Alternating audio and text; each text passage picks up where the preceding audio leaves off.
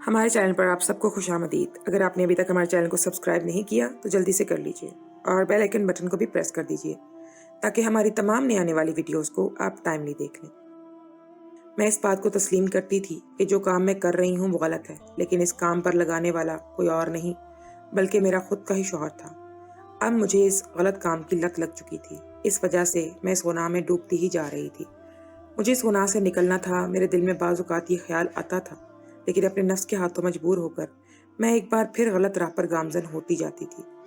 मैं इस बुराई से निकलने की जितनी कोशिश करती हूँ, इतना ही बुरी तरह इस बुराई में फंसती जा रही थी। मेरे शौहर को इन सब बातों के बारे में पता था, लेकिन उसके बावजूद वो मुझे बिल्कुल भी रोकते टोकते नहीं थे। उन्होंने कभी मेरे किसी फेल पर कोई पाबंदी नहीं लगाई थी, ना ही कभी कोई एतराज़ किया था। और एक यही वजह थी कि मुझे बिल्कुल खुली छूट थी कि मैं जो करना चाहती हूँ वो मैं कर सकती हूँ। मेरी शादी मेरे माँ बाप की पसंद से हुई थी। शादी से पहले मैं एक शरीफ लड़की थी, कभी भी किसी गलत राह पर जाना अपनी तौहीन समझती थी। मैंने खुद को सेंध सेंध कर अपने शौहर के लिए रखा था। मेरे माँ बाप ने मेरी तरबियत बहुत अच्छी की थी, लेकिन शादी होते ही मेरी तरबियत पर पानी फिर चुका था, क्योंकि जो शौहर मुझे मिला था वो बहुत खुले दिमाग का इंसान था। उसने मुझे एक ऐसी दुनिया से रोशनास करवाया था जो अय्याश तरीन दुनिया थी, जहाँ गुनाह सवाब कुछ भी नहीं देखा जाता था, बस वक्ती लज्जत हासिल की जाती थी। शादी के पहले दिन ही मुझे इस बात का अंदाज़ा तो हो चुका था कि मेरा शौहर छोटी ज़हनियत का मालिक नहीं है, लेकिन मैं ये बात नहीं जानती थी कि मेरा शौहर मुझे गुनाह की तरफ राग़िब कर देगा। एक ऐसा रास्ता वापस पलटना मेरे लिए नामुमकिन के बराबर हो जाएगा। पहली रात ही उन्होंने मुझ पर यह बात ज़ाहिर कर दी थी कि तुम्हें जैसी भी ज़िंदगी गुजारनी है तुम गुजार सकती हो। तुम पर कोई पाबंदी आयद नहीं होगी। तुम्हारा जो दिल चाहे तुम वो करो। तुम्हारा जिससे दिल चाहता है तुम दोस्ती कर लो। तुम्हें किसी चीज़ के लिए भी नहीं रोकूंगा। तुम्हारी खुद की ज़िंदगी है, तुम उसे जिस तरह से भी गुजारना चाहती हो, तुम्हारी मर्जी है। मेरी तरफ से तुम पर कोई पाबंदी आयद नहीं की जाएगी। तुम्हारे किसी भी फेल के बारे में पूछगछ नहीं करूंगा। अगले रोज़ वलीमे के बाद मेरे शौहर मुझे अपने दोस्त की एक पार्टी में लेकर गए। वहाँ पर जिन लोगों को मैंने देखा था, उनके लिबास देखकर मैं हैरत का शिकार थी। ज़्यादातर औरतें नीम बरहाना थीं। उनके जिस्म के मखसूस अज़ा मर्दों के सामने अयां थे। उनके आधे से ज़्यादा जिस्म नंगे थे। ये सब कुछ देखकर मुझे अंदर ही अंदर बहुत शर्म आ रही थी। मेरी निगाहें शर्म के मारे झुकी हुई थी। मेरे शौहर मेरी कमर में हाथ डाले सब लोगों से बहुत बेबाकी से मिल रहे थे। हर गैर मर्द से मेरा तारुफ करवा रहे थे। हया से मेरी पलकें लरज रही थी। इतने सारे गैर मर्दों और नीम बरहाना औरतों के बीच मैं खुद को बहुत ही गैर महफूज तस्वुर कर रही थी। एक शादीशुदा औरत के लिए सबसे महफूज जगह उसके शौहर का साथ होता है, मगर मैं अपने शौहर के साथ होते हुए भी खुद को तन्हा महसूस कर रही थी और मेरा दिल कर रहा था मैं यहाँ से कहीं दूर भाग जाऊँ।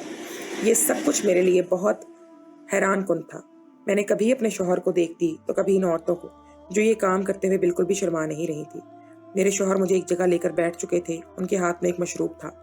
मैं इस मशरूब को देखकर समझ चुकी थी कि ये मशरूब कोई आम मशरूब नहीं, बल्कि यकीनन ये कोई हराम चीज़ है, शराब है, यानी जो हमारे इस्लाम में ममनू करार दी गई है। मेरे शौहर धीरे धीरे इस गर्म सयाल को अपने हलक से उंडेल रहे थे। मैं बिल्कुल खामोश थी, क्योंकि मेरी शादी का अगला रोज़ ही था। मैं अपने शौहर को क्या कहती, मुझे कुछ भी समझ नहीं आ रहा था। हमें थोड़ी ही देर हुई थी वहाँ बैठे हुए कि अचानक एक औरत मेरे शौहर के पास आई और उनको डांस करने की दावत देने लगी। मेरे शौहर ने हाँ बोलकर मुस्कुराकर इस औरत का हाथ थाम लिया और मेरी आंखों के सामने बिना मेरी जानिब एक निगाह भी डाले उठकर वहाँ से चला गया, जबकि मेरा ये दिल एकदम से बुझ सा गया था। मैं कोई मगरबी लड़की नहीं थी जो इन सब बातों को जानती। मैं एक मशरकी लड़की थी जिसके लिए उसकी कुल कायनात ही उसका शौहर था, और मेरी कुल कायनात वो एक लड़की मेरी आंखों के सामने डांस करने के लिए लेकर जा चुकी थी।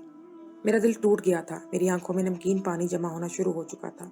मेरा दिल बुझ गया था। मुझे यहाँ अपना आप बिल्कुल बेकार महसूस हो रहा था। ऐसा लग रहा था जैसे मेरा कोई वजूद ही ना हो। अचानक ही एक आदमी मेरे करीब आया और मुझे भी डांस की दावत देने लगा। मैंने निगाह उठाकर उस आदमी की जानिब देखा तो उसका कद काट काफ़ी बेहतरीन था। उसकी जिसामत इस बात की निशानदेही थी कि वो आदमी रोज़ाना जिम करता है। वो देखने में बहुत ही पुरकशिश मर्द था, लेकिन मैं अपने शौहर के साथ वफादार रहना चाहती थी, इसलिए मैंने खामोशी से इनकार कर दिया। तो वो आदमी कहने लगा कि आपके शौहर भी तो जा चुके हैं इतनी हसीन लड़की को छोड़कर। जब इन्हें इस बात का ख्याल नहीं है तो आपको चाहिए कि आप भी अपनी ज़िंदगी गुजारें। इस तरीके से अकेले बैठकर खुद को तकलीफ देने से बेहतर है कि आप मेरे साथ डांस कर सकती हैं। मैं काफ़ी देर तक इस आदमी के साथ को यकटक देखती रही और उसकी दावत मुझे बुरी नहीं लगी। अचानक ही मैंने उसके हाथ पर हाथ रखा और उसके हम कदम होकर अपनी जगह से उठकर डांस फ्लोर की तरफ चली गई। वो आदमी मेरी कमर में हाथ डालकर मेरे साथ डांस कर रहा था। मुझे अजीब सी बेचैनी हो रही थी। मैं बार बार मुड़कर अपने शौहर को देख रही थी انہوں نے مجھے اس آدمی کے ساتھ ڈانس کرتے ہوئے دیکھ لیا تھا، لیکن کوئی بھی رد عمل ظاہر کیے بغیر وہ اس عورت کی باہوں میں مگن انداز میں ڈانس کر رہے تھے۔ میں غیر مرد کی باہوں میں موجود تھی اور ڈانس کر رہی تھی، مگر میرے شوہر کو اس بات کی کوئی پرواہ نہیں تھی۔ اس لیے میں نے بھی کوشش کی کہ اپنی توجہ دوسرے آدمی کی طرف کر لوں۔ تھوڑی دیر بعد وہ آدمی جو میرے ساتھ بہت سلیقے سے ڈانس کر رہا تھا، اچانک ہی اس نے بدتمیزی کرنا شروع کر دی۔ وہ دھیرے دھیرے میرے جسم کے اعضاء کو چھونے لگا اور یہ سب حیرت انگیز طور پر مجھے اچھا لگ رہا تھا۔ شاید میں جو کافی دیر سے باقی کپلز کو یہ سب کرتا دیکھ رہی تھی، اسی لیے مجھے کوئی بھی کراہیت محسوس نہیں ہوئی اور میں بھی اس کے ساتھ یہ سب کچھ کرنے لگی۔ کافی دیر تک ہم لوگ ایک دوسرے میں مگن ڈانس کرتے رہے اور اچانک لائٹس آن ہو گئی اور کھانے کے لیے سب کو ٹیبل پر جانا پڑا۔ وہ آدمی آخر تک میرے ساتھ رہا اور مجھے دروازے کے پاس چھوڑ کر جا چکا تھا۔ میں اس آدمی کے سحر سے کھوئی ہوئی تھی کہ اچانک ہی میرے شوہر نے میری کمر میں ہاتھ رکھا تو مجھے ہوش آیا۔ وہ مجھے لے کر گاڑی میں بیٹھ چکے تھے۔ ہم دونوں خاموشی سے سفر کر رہے تھے۔ ہم دونوں کے بیچ ابھی تک کوئی بات نہیں ہوئی تھی۔ تقریباً ہمارے گھر کا آدھا سفر خاموشی کی نظر ہو چکا تھا۔ اچانک اس خاموشی کو میرے شوہر کی آواز نے توڑا۔ یقیناً تمہیں بہت مزہ آیا ہے اس پارٹی میں، تمہارے چہرے سے معلوم ہو رہا ہے۔ میں نے سر کو ہلکی سی جنبش دی اور کہنے لگی، جی مزہ تو آیا ہے، لیکن آپ کی کمی بہت محسوس ہوئی۔ میرے یہ کہنے کی دیر تھی کہ میرے شوہر نے ایک زوردار قسم کا کہکا لگایا اور کہنے لگا، جھوٹ اتنا بولنا چاہیے کہ ہضم بھی ہو جائے۔ میں نے تمہیں دیکھا تھا، تم اس مرد کے ساتھ بہت خوش نظر آ رہی تھی۔ یقین مانو مجھے بالکل بھی برا نہیں لگا۔ میں جانتا ہوں تم بہت مشرقی لڑکی ہو، اس لیے میرے سامنے اس بات کو قبول کرتے ہوئے ڈر رہی ہو کہ تمہیں بہت مزہ آیا ہے، لیکن بے فکر رہو، میں کوئی ظالم شوہر نہیں ہوں۔ میں تمہارے اوپر پابندیاں نہیں لگاؤں گا، تمہیں جیسی زندگی گزارنی ہے تم گزار سکتی ہو۔ وہ میرے گال پر چٹکی کاٹتے ہوئے کہنے لگے اور واپس سے مگن انداز میں گاڑی چلانے لگے، جبکہ ان کا یہ انداز میرے گال پر چہرے پر گلال بکھیر چکا تھا اور میں واپس اس آدمی کے حصار میں خود کو محسوس کر رہی تھی جو تھوڑی دیر پہلے اس نے میرے گرد باندھا ہوا تھا۔ مجھے اپنے شوہر سے زیادہ اس آدمی کے ساتھ میں دلچسپی محسوس ہو رہی تھی جس کے ساتھ میں نے پارٹی میں ڈانس کیا تھا۔ ہم لوگ گھر آ چکے تھے۔ گھر آنے کے باوجود بھی میری تمام سوچوں کا محور وہ آدمی ہی تھا۔ دن اپنی رفتار کے مطابق گزر رہے تھے اور ایک ہفتے بعد میرے شوہر ایک بار پھر مجھے ایک ایسی ہی پارٹی میں لے کر گئے۔ وہاں پر بھی بہت سے مرد میرے قریب آنے کی کوشش کر رہے تھے اور میں نے کسی ایک کو بھی انکار نہیں کیا تھا، بلکہ سب کے ساتھ ہی میں ڈانس کر رہی تھی۔ وہ لوگ ڈانس کے بہانے میرا فائدہ اٹھا رہے تھے۔ میں اس بات کو بہت اچھے سے سمجھ رہی تھی، لیکن میں نے کسی کو بھی انکار نہیں کیا تھا۔ یہی سب کچھ میرے شوہر بھی کر رہے تھے، اسی لیے مجھے ان سب چیزوں سے بالکل بھی کراہیت محسوس نہیں ہو رہی تھی۔ میرے ماں باپ نے جو آداب مجھے سکھائے تھے، اچھے اور برے کی تمیز سکھائی تھی، وہ سب کچھ میں بھولتی جا رہی تھی اور دھیرے دھیرے اپنے شوہر کے رنگ میں رنگ چکی تھی۔ اب میرے شوہر مجھے ہر ہفتے کسی نہ کسی پارٹی میں لے کر جاتے تھے جہاں پر میرے بہت سے دوست بن چکے تھے جو اکثر اوقات ہی پارٹیز وغیرہ میں میرے ساتھ مزے کرتے تھے۔ اب میں نے ہر حد پار کرنا شروع کر دی تھی۔ پہلے تو میں لڑکوں کے ساتھ ڈانس وغیرہ کرتی تھی، اب میں نے دھیرے دھیرے ان کے ساتھ رات بھی رنگین کرنا شروع کر دی تھی۔ یہ سب چیزوں کے بارے میں میرے شوہر جانتے تھے، لیکن اس کے باوجود انہوں نے مجھے روکنے ٹوکنے کی زحمت محسوس نہیں کی تھی، کیونکہ وہ یہ سب بھی شوق سے کرتے تھے۔ اگر وہ یہ سب مجھے کرنے کے لیے منع کرتے تو یقیناً انہیں بھی یہ سب کچھ ترک کرنا پڑتا، اور یقیناً وہ کرنے کے لیے یہ بالکل بھی تیار نہیں تھے۔ ایک روز میں اپنے گھر کے اندر مگن انداز میں کچن میں کام کر رہی تھی۔ میری زندگی پوری ہی طرح تبدیل ہو چکی تھی۔ پہلے جو میں بہت دبکو لڑکی ہوا کرتی تھی، کسی سے ملنا جلنے سے کتراتی تھی، اب میں بالکل بے باک طریقے سے سب سے ملاقات کرتی تھی۔ میری ڈریسنگ سب کچھ بدل چکا تھا۔ پہلے جو میں خود کو ڈھانپ کے گھر سے نکلتی تھی، اب میں نیم برہنہ لباسوں میں باہر جایا کرتی تھی۔ ابھی بھی میں اپنے رات کے کپڑوں میں ہی کھڑی ہوئی کھانا بنا رہی تھی کہ اچانک مجھے اپنے مرد کی گھر میں آواز سنائی دی۔ میں فوراً کچن سے باہر آئی تو سامنے ایک گبرو جوان لڑکا کھڑا ہوا تھا۔ اس کا قد کاٹ اس آدمی جیسا ہی تھا جس سے میری پہلی بار ملاقات ہوئی تھی، اور میں اس کو آج تک نہیں بھولی تھی۔ اس کی جسامت، اس کے چہرے کے نقوش بھی کئی حد تک اس آدمی سے ملتے تھے۔ میں فدا ہونے والے انداز میں اس شخص کو دیکھ رہی تھی کہ اچانک ہی میرے شوہر کمرے سے باہر آئے اور خوش ہو کر دروازے کے پاس کھڑے ہوئے اس آدمی سے ملنے لگے۔ میرے شوہر کی بات سے مجھے معلوم ہوا کہ وہ میرا دیور ہے۔ میرے شوہر اس کے گلے لگتے ہوئے ایک ہی شکوہ کر رہے تھے کہ تم میری شادی میں کیوں نہیں آئے؟ میں تمہیں کتنا یاد کیا، لیکن اب میں تمہیں کہیں بھی جانے نہیں دوں گا۔ میں بھی یہی بات اپنے دل میں کہہ رہی تھی کہ میں بھی اب تمہیں کہیں جانے نہیں دوں گی، بلکہ اپنے ساتھ اپنے پاس رکھوں گی۔ میں فوراً اس کے قریب گئی اور بنا کچھ سوچے سمجھے اس کے گلے لگ گئی۔ جبکہ وہ جھٹکا کھا کر مجھ سے دور ہوا، میرے شوہر ہنس کر کہنے لگے، یار یہ تھوڑی سی بے باک قسم کی ہے، تم زیادہ سیریس نہ لو۔ جبکہ وہ تھوڑی سی خفگی دکھا کر صوفے پر بیٹھ گیا۔ میں فوراً ہی کچن میں گئی اور اس کے لیے پانی وغیرہ لے کر آئی اور اس کو جھک کر دینے لگی۔ یہ کرنے کا مقصد صرف اس کو اپنے جسم کی نمائش کرنا تھا، لیکن شاید وہ واقعی شریف شخص تھا، اس نے میری طرف دیکھنا بھی گوارا نہیں کیا۔ میرے شوہر 2 بھائی تھے۔ میرا دیور باہر ملک میں کام کے سلسلے میں رہتا تھا۔ وہ यहाँ पर अपने भाई से मिलने के लिए आया था और कुछ वक्त गुजारना चाहता था, लेकिन वो मुझसे मिलने के बाद नाक मुंह चढ़ा चुका था। यकीनन मैं उसको पसंद नहीं आई थी, लेकिन मैंने दिल में सोच लिया था कि उसको मैं पसंद आकर ही रहूंगी। और अब मैं उसके आगे पीछे घूमने लगी। उसकी जिसामत मुझे ये सब कुछ करने के लिए मजबूर कर रही थी। मेरे शौहर इस सब चीज़ों से वाकिफ थे। उन्होंने एक बार मुझे तनबीह की थी कि मेरा भाई थोड़ा सा अकड़ू है, उसको ये सब कुछ पसंद नहीं है। वो यही कहता है कि वो औरत के करीब तब ही जाएगा जब वो औरत उसकी महरम हो, और इसके अलावा वो किसी के साथ भी गलत काम नहीं करेगा। इसलिए खालिस अपने आप को अपनी बीवी के लिए संभाल कर रखा हुआ है, जैसे तुमने खुद को अपने शौहर के लिए संभाल कर रखा था।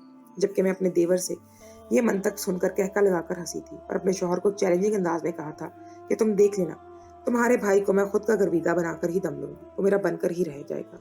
जबकि मेरे दावे करने पर भी मेरे शौहर ने मुझे एक बार फिर तंबीह की थी कि तुम किसी और को देख लो, मेरा भाई तुम्हारे काबू में आने वाली चीज़ नहीं है। कहीं वो नाराज़ होकर मेरा घर छोड़कर ना चला जाए, और अगर ऐसा हुआ तो याद रखना, मुझसे बुरा कोई नहीं होगा।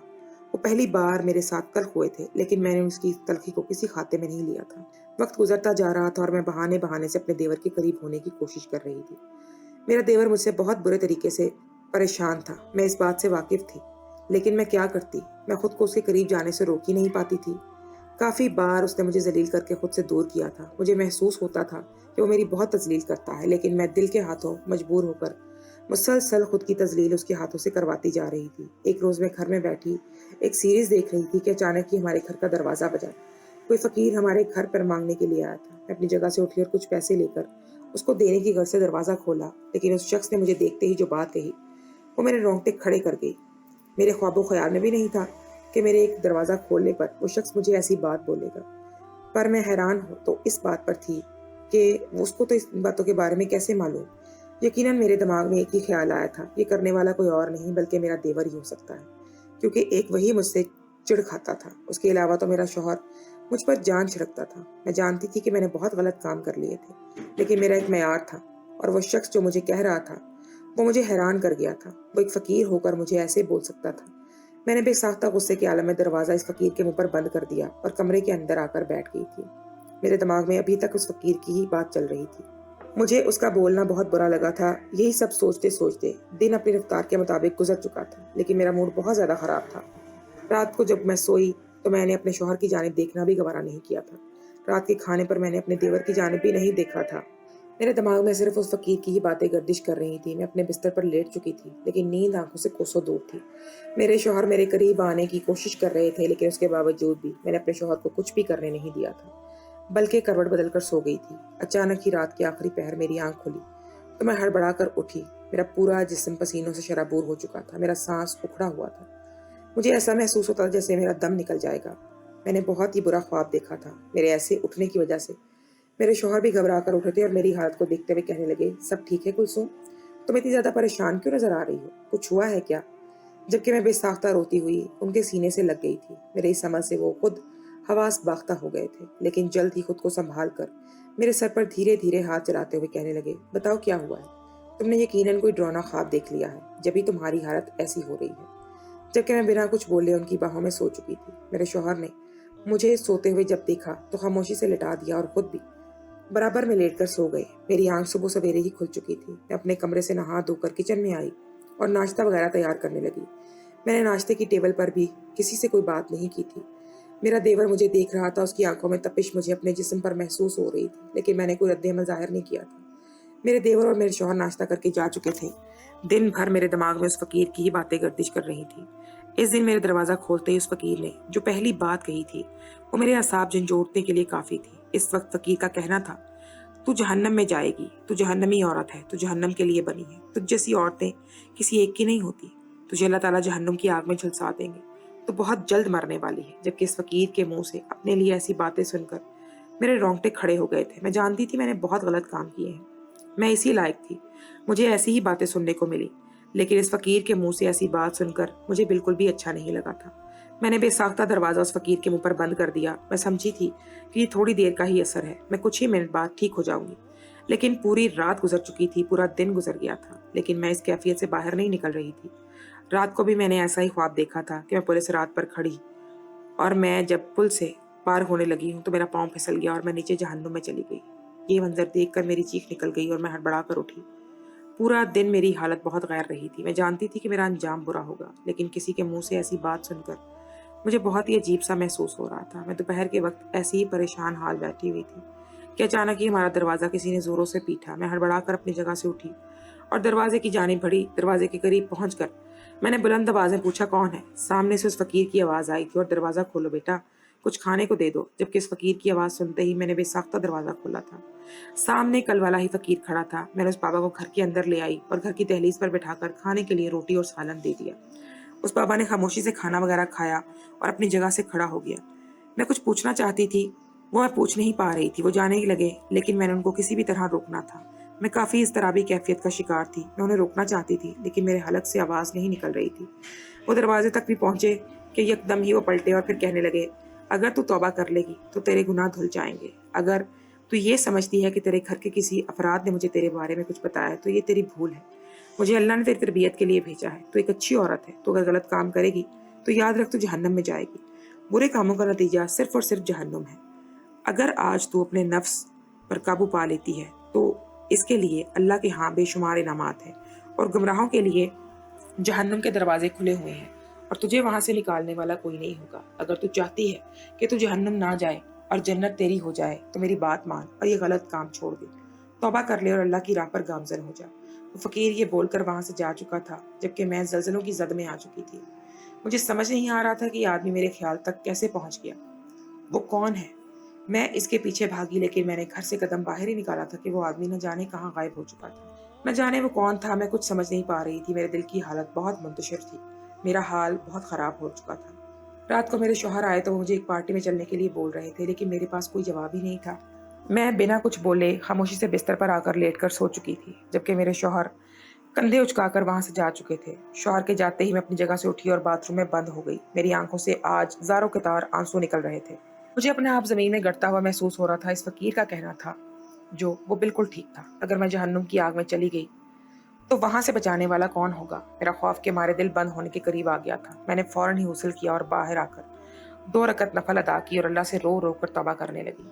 मैंने सुन रखा था कि अल्लाह ताला मरने से पहले तक तौबा कबूल करने के दरवाजे खुले रखते हैं, इसलिए मुझे सच्चे दिल से यकीन था कि मेरा रब मुझे माफ़ कर देगा। न जाने अल्लाह ने मुझे माफ़ किया था या नहीं, लेकिन मेरी ज़िंदगी इस फ़कीर के आने के बाद से बिल्कुल तब्दील हो गई थी। मैं इस हद तक बदल गई थी कि मैंने अपने शौहर के साथ बात तक करना छोड़ दी थी, क्योंकि इस इंसान की वजह से मेरी पूरी ज़िंदगी तबाह हो चुकी थी। लेकिन अल्लाह ताला ने अपना फरिश्ता भेजकर मुझे इस तबाही से बचा लिया था। मेरी ज़िंदगी में आने वाले मेरे देवर के कदम बहुत अच्छे साबित हुए थे। मैंने कुछ रोज़ बाद ही अपने शौहर से तलाक ले ली थी और अपने माँ बाप के घर वापस आ गई थी। मेरे शौहर मुझे तलाक देना नहीं चाहते थे, लेकिन मैंने इनकी एक नहीं सुनी थी। जबकि मेरा देवर मेरे अचानक तब्दील हो जाने पर बड़ा हैरान था। उसने एक बार मेरे घर आकर भी हैरानगी जाहिर की थी, लेकिन मैंने कोई रद्देमल जाहिर नहीं किया था। मेरी ज़िंदगी मुकम्मल तौर पर तब्दील हो चुकी थी। मेरे माँ बाप ने मुझसे कई बार ये सवाल किया था कि तुमने तलाक क्यों ली है। बस मैंने एक ही यही जवाब दिया था। मैं गुमराही के रास्ते पर गामजन हो चुकी थी। मुझे अल्लाह के रास्ते पर आना था और गुमराही के रास्ते पर डालने वाला और कोई नहीं बल्कि मेरा शौहर था, इसलिए उसे तलाक ले ली। मेरे ये कहने के बाद मेरे माँ बाप का तलाक का सवाल छोड़ना पूछ चुके थे, सवाल करना छोड़ दिया। मैं आज भी अल्लाह का शुक्र लाख लाख बार अदा करती हूँ कि उसने अपनी गैबी मदद भेज कर मुझे राह रास पर आने की तौफीक दे दी थी, और मैंने भी अल्लाह की रस्सी को मजबूती से अब थाम लिया था।